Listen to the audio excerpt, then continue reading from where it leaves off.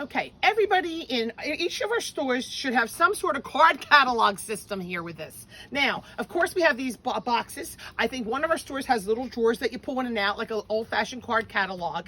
The biggest thing on this is that we keep it up to date. We make sure that we have the right letters in the front, so it's very easy for our customers. This one, we need to get some new card boxes in here. Things I see people have been sitting boxes and other stuff on top, so it's been breaking them down. It is so important that you have the little alphabet dividers in here to divide out the different letters on these.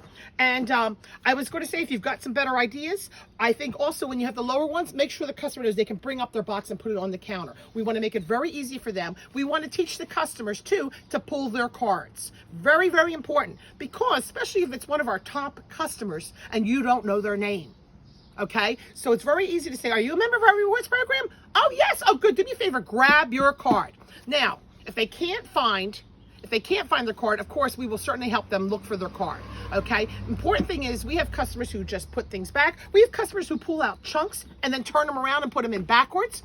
They all should be facing inside there this way out. So we know, like this is card number 1 for Beth. She's got one more purchase to go. Each of the cards, as you're filing them back in, each week you'll get an envelope back from our data entry person that are new cards, and they are to be filed alphabetically in. Okay, every single day before you leave, the cards that have been pulled out that day that you marked purchases on should be filed back. Now, some of our customers like to hold up a card and put their card right back in, and that is fine. But really the system is that you hold the card, you put the purchase on, and you then file them at the end of the day before you leave your shift. The cards you will see will usually have an initial, what store it's for, and it'll have a star. The star means that our data entry person has them in the system. They should be getting their emails and their little extra perks and everything else from us. So that's what we want to make sure is that we file these facing this way forward, okay?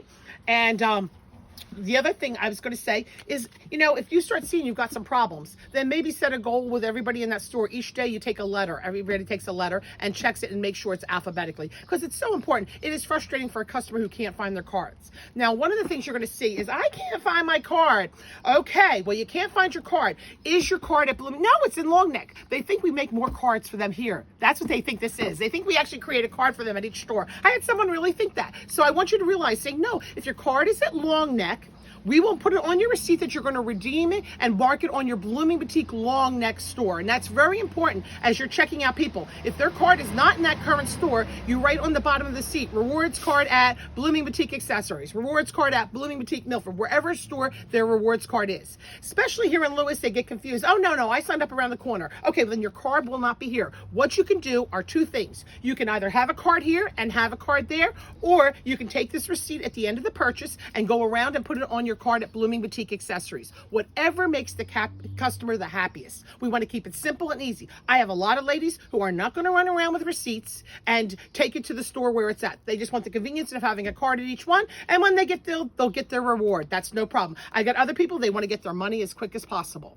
Okay, so let's make sure that we do that, but I cannot stress keeping it alphabetized, realizing not every youth or student today is being taught alphabetizing, so make sure that whoever is filing these cards understands how to alphabetically file within the letters. Very, very important. If they need freshening up, if you've got a better idea on boxes, but make sure they are easy for the customers to access. They are not to be behind the counter or anywhere else, because then you're going to have to ask their name and you're going to have to pull the card. And that's not how the system works, and we want to look like we are a very good customer service oriented. They're going to pull it because we're not going to remember everybody's last name.